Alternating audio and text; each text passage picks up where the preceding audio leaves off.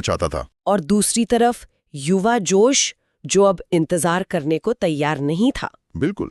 और इस टकराव का नतीजा निकला 1929 के ऐतिहासिक लाहौर अधिवेशन में। यहाँ युवा नेताओं के दबाव में कांग्रेस ने डोमिनियन स्टेटस के विचार को पूरी तरह से खारिज कर दिया और पूर्ण स्वराज को अपना एकमात्र लक्ष्य घोषित किया। तो अब संदेश साफ था? संदेश साफ था, हमें किसी के अधीन नहीं रहना, हमें पूरी स्वतंत्रता चाहिए।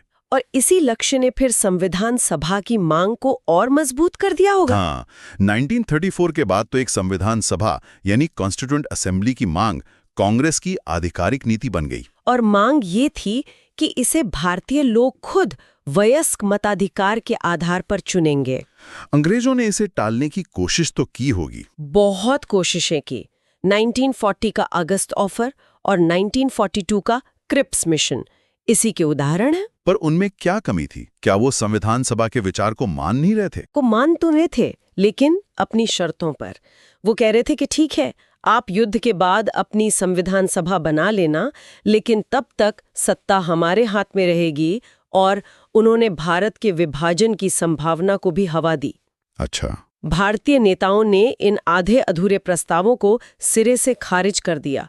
अब ये तय हो चुका था कि भारत अपना भविष्य किसी और की शर्तों पर नहीं लिखेगा। तो वो विचार जो एक चुनौती के जवाब में शुरू हुआ था, अब एक अडिग मांग बन चुका था। बिल्कुल।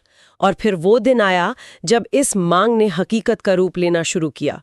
जुलाई 1946 में संविधान सभा के लिए चुनाव हुए और 9 दिसंबर 1946 को इसकी पहली बैठक हुई। लेकिन तब तक माहौल बहुत बहुत बदल चुका था। देश विभाजन की त्रासदी की ओर बढ़ रहा था। तो विभाजन के बाद सभा का क्या हुआ? विभाजन के बाद जो सभा भारत के हिस्से में आई, उसमें 299 सदस्य बचे और इन्हीं 299 लोगों के कंधों पर एक नए, बिखरे हुए और जख्मी राष्ट्र की नींव रखने की जिम्मेदारी थी। सोचकर ही लगता है कि ये काम कितना विशाल और मुश्किल रहा होगा। सिर्फ कानून नहीं बनाने थे, नहीं, बल्कि एक ऐसे देश को एक सूत्र में पिरोना था जहां सैकड़ों भाषाएं, हजारों जातियां और अलग-अलग धर्म थे। हर किसी को लगना चाहिए था कि ये मेरा संविधान है। मुश्किल सिर्फ आकार में नहीं था। सोचिए, उस सभा में हर विचारधारा के लोग थे। कांग्रेस के दिग्गज, राष्ट्रवादी नेता, अल्पसंख्यक समुदायों के प्रतिनिधि, रियासतों के राजा। सबके बीच सहमति बनाना ही एक चुनौती रही होगी। बहुत बड़ी चुनौती। इसीलिए इसे बनाने में 2 साल 11 महीने और 18 दिन लगे। और ये कोई चाय पर होने वाली चर्चा नहीं थी।